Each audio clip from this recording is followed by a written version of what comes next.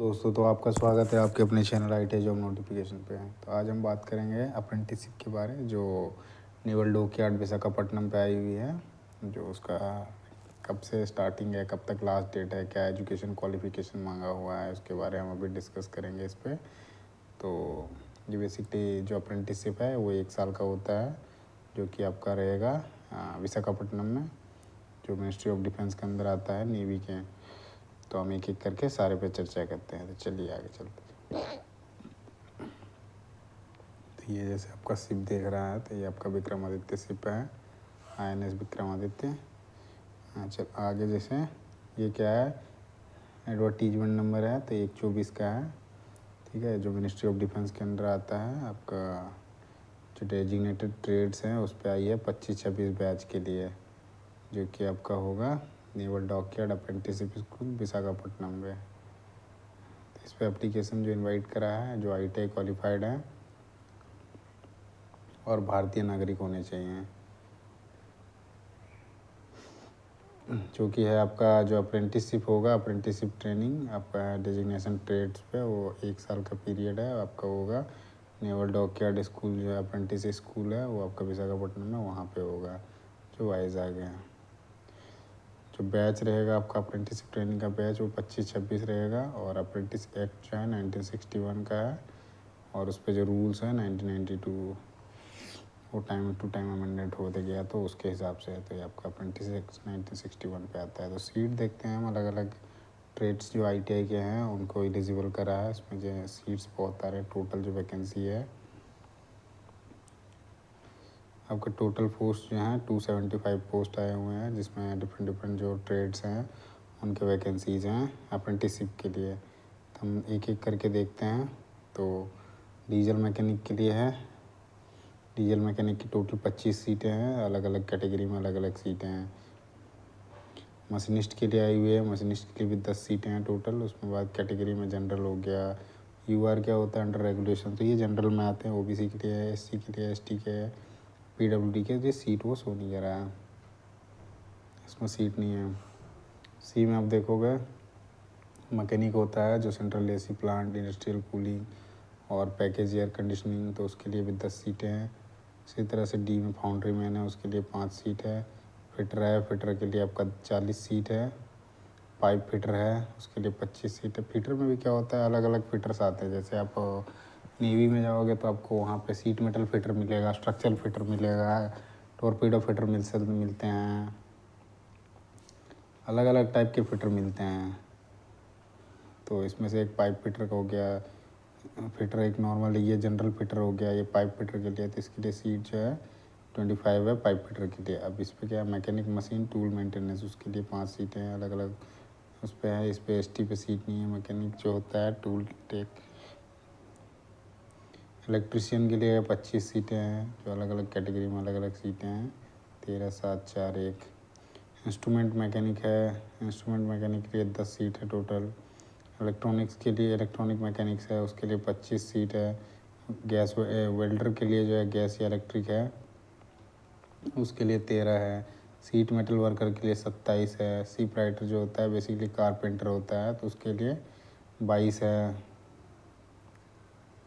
आगे जैसे देखते हैं आपका पेंटर का आपका 13 है। मैकेनिक मैकेट्रॉनिक्स जो होता है उसके लिए 10 है। कोपा जो होता है computer operator and programming assistant, उसके लिए आपका 10 है।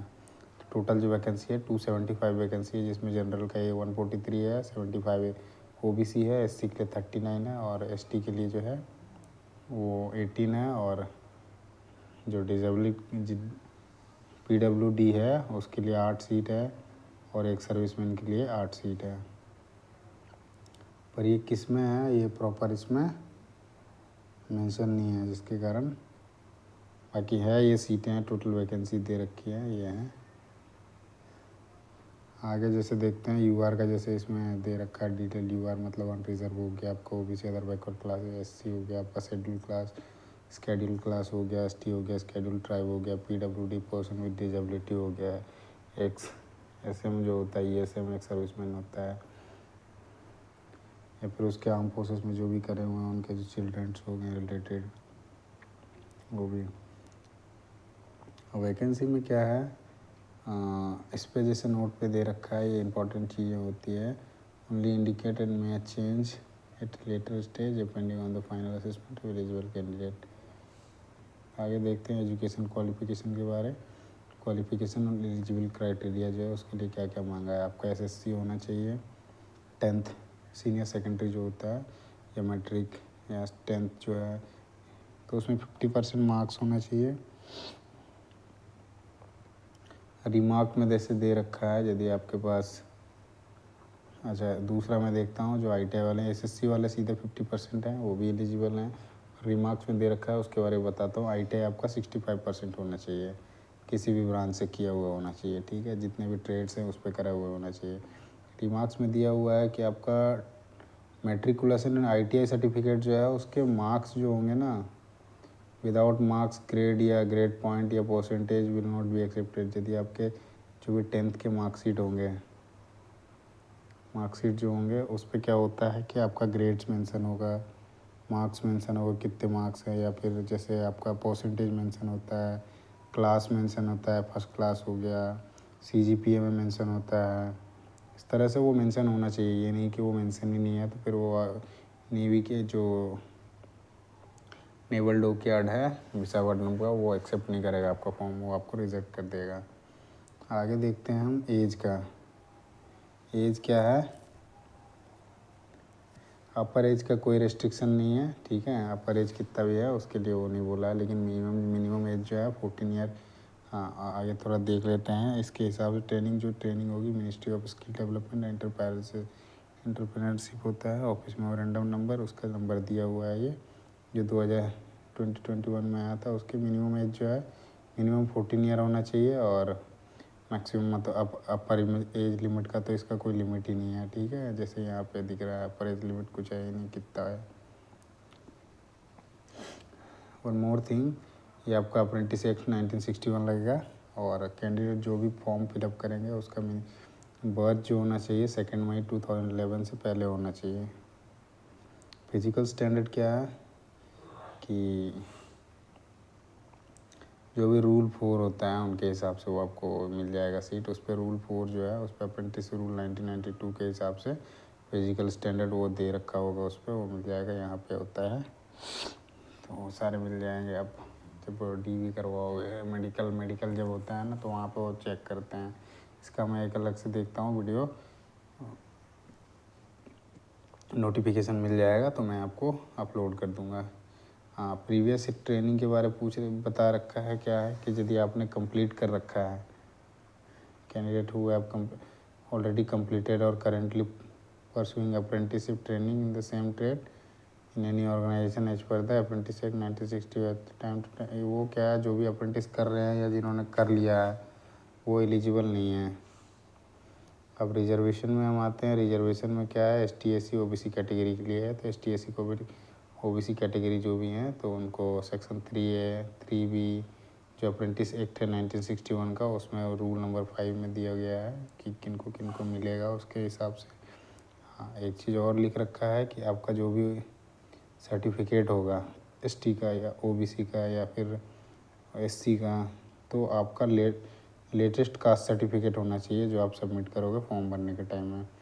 PWD का क्या है, 40% मिनिमम होना चाहिए आपका डिजेबिलिटी, तब जाके आप उस पर उस कैटेगरी पे आ सकते हो, अदरवाइज नहीं। उस पर रूल 4 है, उस पर दे रखा है उसके बारे। अब आर्म फोर्सेस के लिए क्या है, आर्म फोर्सेस वाले को भी है, उसमें दे रखा है क्या कि आपका वैकेंसी जो है एक सर्विसमैन का और उनके जो बच्चे हैं उनके लिए, जो भी पर्सनल हैं आर्म फोर्सेस के, उसके लिए रिजर्व कैटेगरी है, उसमें पैरा दे रखा है 3.6.2 है।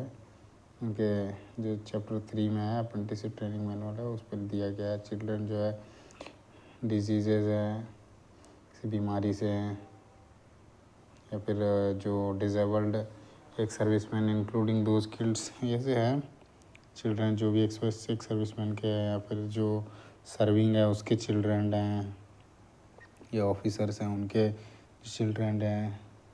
तो आप इनमें सीधा आ जाओ, एक सर्विसमैन में सारे के सारे आ जाएंगे। या फिर ये ऑफिसर्स क्या होता है कि ये 60 ईयर तक भी होते हैं, तो इनके लिए तो है नहीं, पर एक सर्विसमैन क्या होते हैं कि जनरल जो एसएससी में ज्वाइन करते हैं, जैसे शॉर्ट सर्विस कमीशन हो गया, या फिर जीडी में ज्वाइन करते हैं, जो सेलर में ज्वाइन करते हैं, नेवी में है तो उनके लिए है। आर्मी में जैसे होता है जीडी, जनरल ड्यूटी पे होते हैं, क्लर्क पे होते हैं, तो उनकी जो सर्विस काउंट होती है 15 ईयर की मिनिमम होती है, तो उसके बाद वो रिटायर्ड हो जाते हैं। यदि पोस्ट इनके प्रमोशन हुआ तो वो 3 साल 5 साल ऐसे उनकी फिर बढ़ जाती है सर्विस, जनरली 15 ईयर में। और एसएससी का क्या होता है, जो ऑफिसर जाते हैं एसएससी के, वो 13 ईयर का होता है, तो उसके बाद भी तो उनके बच्चे भी एलिजिबल है इस पर। नोट में दे रखा है कि नोट में क्या है, who want to avail the benefit of reservation of एक सर्विसमैन, उसमें क्या करना पड़ेगा, उसको सर्विस और रिलीज सर्टिफिकेट, यदि आप सर्विस में आए हैं उनके जो एक सर्विसमैन या फिर सर्विंग पर्सन के चिल्ड्रेंस हैं, तो वो उनको उसके लिए क्या होगा, जो यदि रिटायर्ड हैं उनके फादर, तो उसका जो रिलीविंग सर्टिफिकेट होगी वो जमा कर, उस पर फॉर्म जब आप फिलअप करोगे तो उसमें आपको सबमिट करना पड़ेगा। या तो आप सर्विंग भी हैं तो उस केस में भी आपको एक सर्टिफिकेट मिलेगा, उसको आपको फॉर्म भरने टाइम में वो जमा करना होगा। उससे और डिपेंडेंट का जो भी होगा, डिपेंडेंट सर्टिफिकेट का वो इश्यू करवाना पड़ेगा जिला सैनिक बोर्ड जो होता है वहाँ से, तभी जाके आपको एलिजिबल करा जाएगा।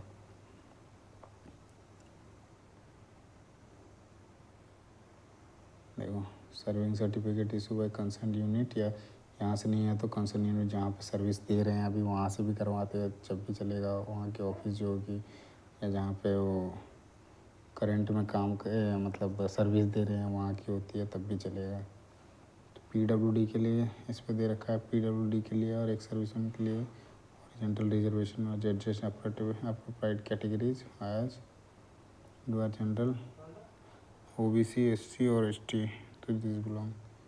आगे हम आते हैं प्रोसीजर में, देखते हैं जो भी इसका है। इस पर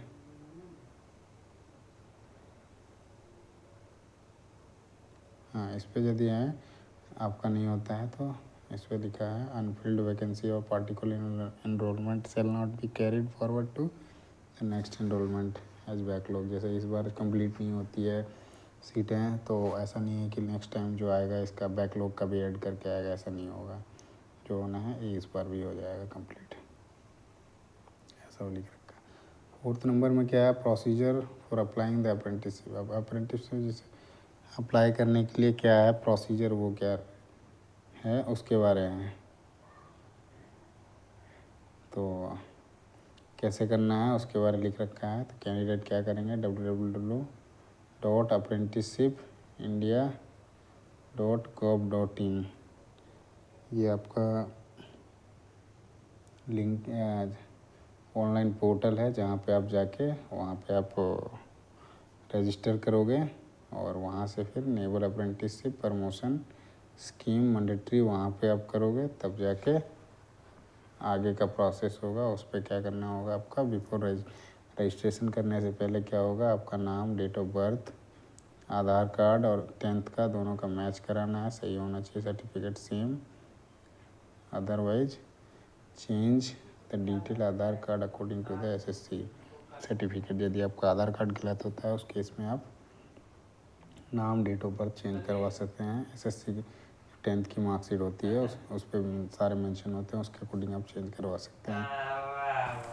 अब आपको इस पर क्या करना है, ओपन जो करेगा आपका www.apprenticeshipindia.gov.in वेब पोर्टल है, वो यहाँ पे जाके आप क्लिक करोगे, रजिस्टर करोगे, वहाँ रजिस्टर क्या आएगी, फिर module in the home page, फिर कैंडिडेट में जाओगे, फिर ड्रॉप डाउन मेन्यू पे जाओगे, तो उससे जाके आप कर सकते हो। आगे डी नंबर पे क्या दिया है कि डी नंबर पे है candidate registration page would open.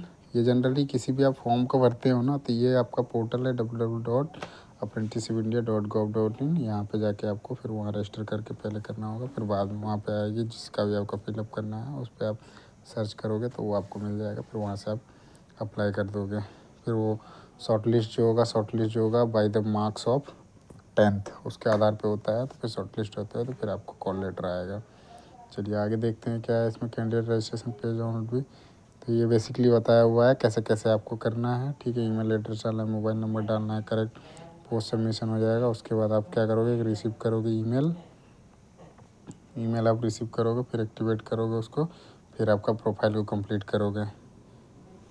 Registration complete होने के बाद क्या होगा, आफ्टर रजिस्ट्रेशन फिर से आप लॉगिन करते हुए पोर्टल पे, ये apprenticeshipindia.gov.in पर, फिर अपना user name, email, register ID, password inter करके एजुकेशन सारे अपडेटा डालते हो वहाँ पे, फिर 100% आपका प्रोफाइल कंप्लीट हो जाएगा। पैन नंबर डालना है, आधार नंबर डालना है, बैंक डिटेल डालनी है, सारे चीज़ डाल दोगे, फिर वो 100% जो है प्रोफाइल कंप्लीशन हो जाएगा। तो उसके बाद क्या है कि आपका अप्रेंटिसशिप अपॉर्चुनिटी में जाना है, वहाँ पे आपको सर्च करना है, जैसे सर्च बाय एस्टेब्लिशमेंट, उसमें जाके मेन्यू में इंटर करोगे नवल डॉकयार्ड, उस पर आप सर्च करोगे। एस्टेब्लिशमेंट आईडी जो है ये आपकी एस्टेब्लिशमेंट आईडी है E081528000002।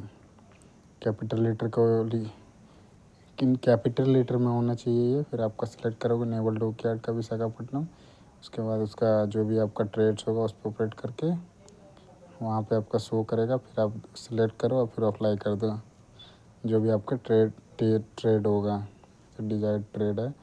यानी और भी कुछ इंस्ट्रक्शन चाहिए फॉर आपको कुछ भी और भी जानना है तो अप्रेंटिसशिप इंडिया का जो पोर्टल है वहाँ से आप गाइडलाइन सारे पढ़ सकते हो। जी भी है वैसे ही दे रखा है इस पर। जब आपका कंप्लीट हो जाएगा उसके बाद आपको प्रिंट आउट दे लेना है और अपने पास रख लेना है अलॉन्ग विथ एप्लीकेशन। हाँ, और इसको क्या करना है, उसके बाद आपको वाइजेक भेजना भी है, ठीक है। उसके बाद क्या दिया हुआ है इस पर, इसमें बोला है कि दो दो आपका कॉपी निकालना है, print out hall ticket format में आएगा, अनेक्चर 1 आएगा, तो advertisement duty fill with ball point pen में, और पेस्ट करोगे रिसेंट पासपोर्ट साइज का कलर फ़ोटो और उसको एम्बेरस बॉक्स में डाल के, फिर ये आपका एड्रेस दे रखा है, ये the naval officer in charge for apprenticeship naval dockyard apprenticeship school VM naval base SOPO Visakhapatnam, इस पर आपको आंध्र प्रदेश पे भेजना है। सारा कुछ फॉर्म भर के उसको आप फ़ोटो चिपका के फिर आपका फाइनली जो है बाय स्पीड पोस्ट आपको भेजना है इस एड्रेस पे भेजना है।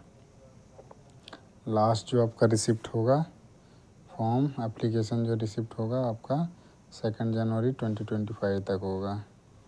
आपके पास काफ़ी टाइम है अभी। वो एप्लीकेशन करने का है जो आप कर सकते हो, जो ऑनलाइन अभी चलेगी, काफ़ी टाइम है, 1 महीने से ज़्यादा है आपके पास, 1 महीने पूरे हैं अभी। IJMR में क्या है, it is a sole responsibility of applicant to ensure their application with Vizag with in respect of application not accept application at last after last date of any reason. अच्छा, यदि आप लास्ट डेट में भेजते हो तो फिर आपका एक्सेप्ट नहीं करा जाएगा इसका, इसलिए आप जितना जल्दी हो सके उतना जल्दी आप कर दो। सिलेक्शन प्रोसेस में क्या है, शॉर्ट लिस्टिंग कैंडिडेट का है, रिटर्न एग्जामिनेशन होगा, फिर उसके बाद 70-30 रेशियो में हॉल टिकट आएगा और 1:5 में वैकेंसी ट्रेड की कैटेगरी होगी, रिजर्वेशन कोटा पर उसको एक्सटेंड करा जा सकता है।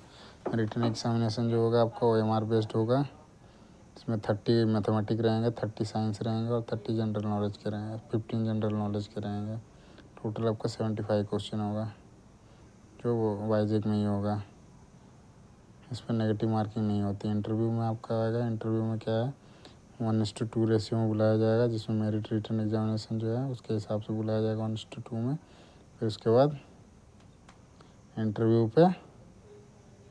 होगा, उस पर डॉक्यूमेंट वेरिफिकेशन और ओरल टेस्ट भी हो जाएगा। उसमें क्या होता है डॉक्यूमेंट वेरिफिकेशन में आप देखोगे तो क्या है इसमें,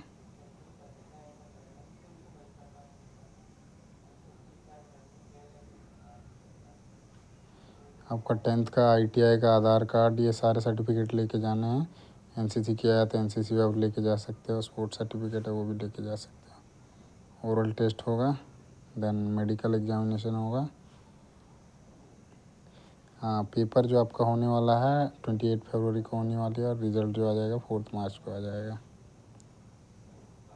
डेट ऑफ इंटरव्यू का भी डेट दे रखा है, जैसे पहले 3 का जो है इलेक्ट्रिशियन इलेक्ट्रॉनिक उनका 7 मार्च को हो जाएगा, फिर painter welder seat sheet metal इनका 10 मार्च को हो जाएगा। इसी तरह से फिटर और मशीनिस्ट मैकेनिक हो गया, प्लांट इंडस्ट्रियल कूलिंग का 11 मार्च को हो जाएगा।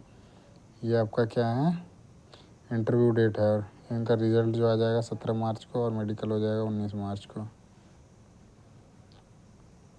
स्टाइपेंड आएगा आपका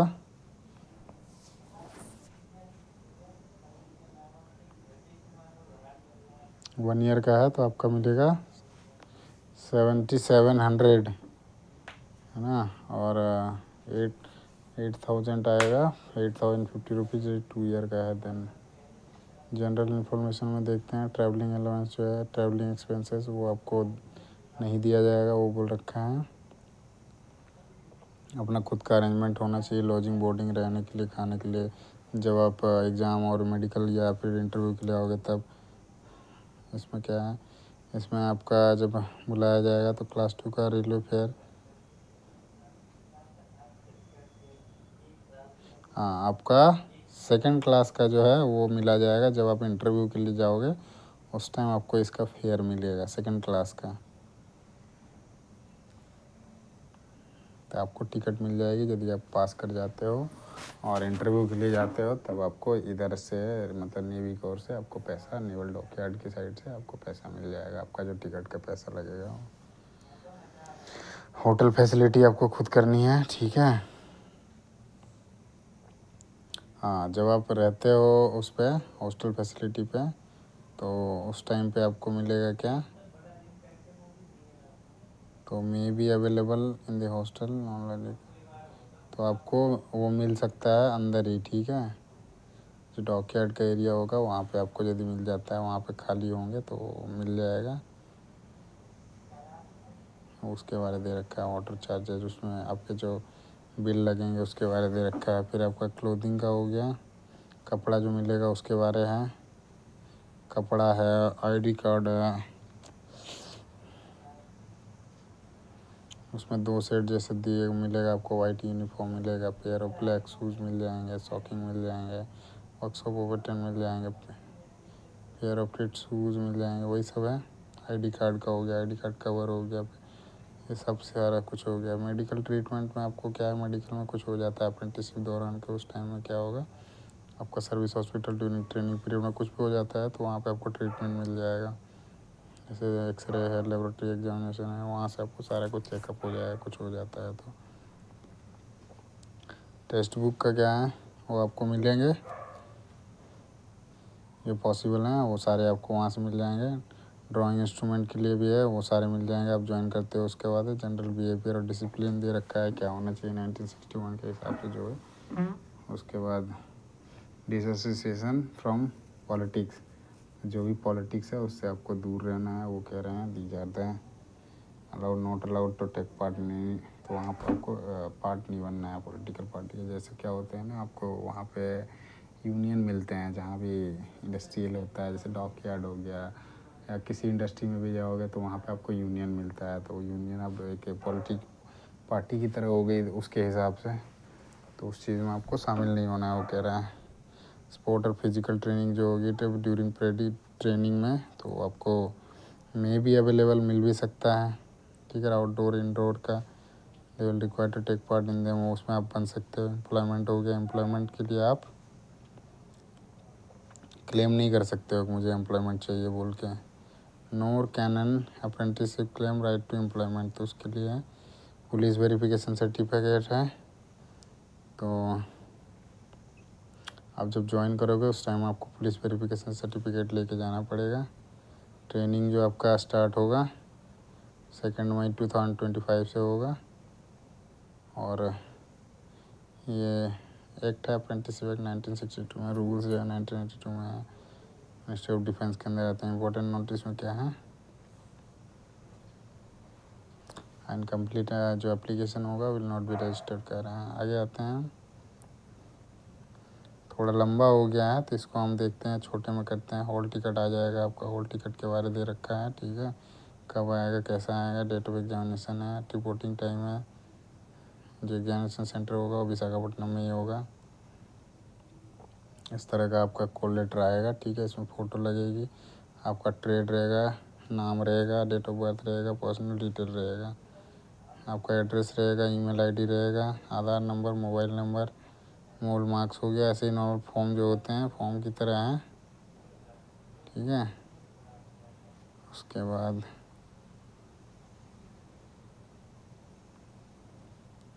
चेक ऑफ लिस्ट हो गया, जो भी आपका है नहीं है उसके बारे आपको भरना है। जैसे प्रिंट आउट सारा है, ये सारे दे रखे हैं क्या क्या आपको भेजने हैं उसके बारे। To field achieve to the candidate, photocopy latest होना चाहिए। PWD का जो भी कैट सर्टिफिकेट है उसके लिए आधार कार्ड का फ़ोटोकॉपी, स्टैंप लगा के 25 रुपये का स्टैंप लगा के आपको सेल्फ एड्रेस एम्प्टी एनवलप पे करके आपको भेजना है। 2 copy of duty field original hall ticket उसको साथ में।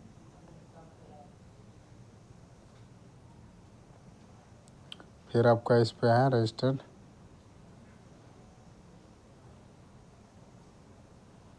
पार्ट 2 में जैसे दे रखा है, to be filled by the office, तो ये ऑफिस के द्वारा भरा जाएगा, तो इसको हम ध्यान ज़्यादा नहीं देते हैं।